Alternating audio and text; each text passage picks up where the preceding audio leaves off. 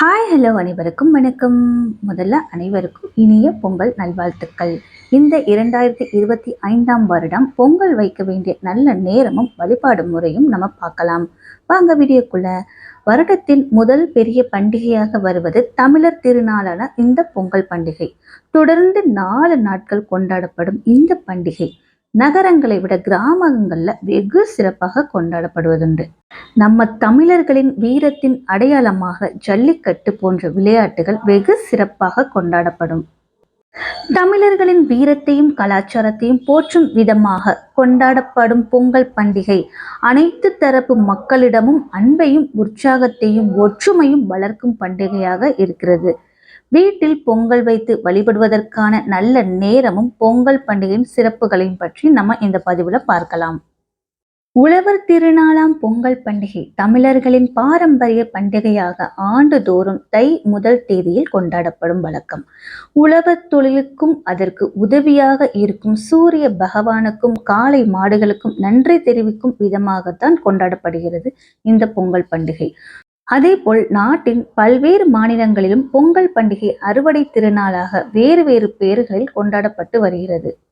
இந்த பொங்கல் பண்டிகை 4 நாட்கள் மிக சிறப்பாக கொண்டாடப்படுவதுண்டு. முதல் நாளான போகியில் பழையவற்றை நீக்கிவிட்டு புதியவற்றையும் நல்ல விஷயங்களை வரவேற்கும் நாளாக கொண்டாடப்படுகிறது.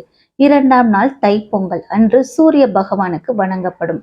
3ஆம் நாள் மாட்டுப் பொங்கல் அன்று மாடுகளுக்கு உழவு தொழிலுக்கு பயன்படுத்தும் பொருட்கள் நிலம் ஆகியவற்றிற்கு மரியாதையும் நன்றியும் செலுத்தும் நாளாக கொண்டாடப்படுகிறது. கடைசியாக 4வது நாளில் உறவுகளுடன் இணைந்து அன்பை புதுப்பித்து பெருகச் செய்யும் நாளாக காணும் பொங்கலை கொண்டாடப்படுவது வழக்கம். இந்த பொங்கல் பண்டிகையில் பாரம்பரிய விளையாட்டுகளுடன் வீர விளையாட்டுகளையும் நடத்தி உற்சாகமாக பொங்கல் திருநாளை கொண்டாடுவது வழக்கம். பொங்கல் பண்டிகை என்று நாம் ஏன் சர்க்கரை பொங்கல் மெயினா படைத்து வழிபாடு செய்கிறோம்? வாழ்க்கை என்பது இனிப்பு காரம் என அனைத்தும் கலந்த ஒன்று தத்துவத்தை உணர்த்தும் விதமாக தைப்பொங்கல் நாள்ல சர்க்கரை பொங்கல் மற்றும் வெள்ளை பொங்கல் என 2 விதமாக பொங்கல் வைத்து வழிபடுவது வழக்கம். நம்முடைய குடும்பத்தில் உள்ள அனைவரும் ஒன்று கூடி புதிய பானையில் புதிதாக விளைந்த பச்சரிசி வெல்லம் பருப்பு ஆகியவற்றை சேர்த்து சக்கரை பொங்கல் வைத்து முதலில் சூரிய பகவானுக்கு படைக்க வேண்டும். பிறகு நம் வீட்டில் படையல் போட்டு பொங்கல் பழங்கள் ஆகியவற்றை படைத்துவிட்டு குலதெய்வம் மற்றும் வீட்டில் இருக்கும் தெய்வத்திற்கு படைத்த பிறகு நாம் சாப்பிட வேண்டும். இந்த தைப்பொங்கலை சூரிய பொங்கல் என்று சொல்வோம்.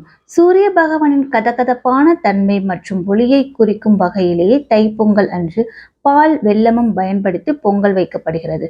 அதே போல் விளைச்சல் வீட்டில் செல்வ வளம் ஆகியவை பொங்கி வர வேண்டும் என்பதால் மங்கள நிகழ்வுகளான மகிழ்ச்சி பொங்க வேண்டும் என்பதற்காகத்தான் தைப்பொங்கல் அன்று பொங்கல் பொங்கி வரும்பொழுது குலவையிட்டும் சங்கநாதம் இசைத்தும் உற்சாகமாக மக்கள் பொங்கலோ பொங்கல் பொங்கலோ பொங்கல் என சத்தமிடுகிறார்கள். அன்பு பெருக வேண்டும் என்பதற்காகத்தான் அக்கம் பக்கத்து வீடுகளுக்கு பொங்கல் வைத்து பரிசுகளை பரிமாறிக்கொள்ளும் பழக்கம் ஏற்பட்டது. இந்த ஆண்டு தைப்பொங்கல் ஜனவரி 14ஆம் தேதி செவ்வாய்க்கிழமை வருது. அன்றைய தினம் காலை 9:03 மணிக்குத்தான் தை மாதம் பிறக்க உள்ளது. செவ்வாய்க்கிழமை என்பதால் அன்றைய தினம் பகல் 3 முதல் மாலை 4:30 வரை ராவு காலம் இருக்கு. அதே சமயம் காலை 9 மணி முதல் 10:30 வரை யமகண்டமும் இருக்கு. அதனால் வீட்டில் பொங்கல் வைப்பவர்கள் காலை 7:30 முதல் 8:30 வரை வைக்கலாம்.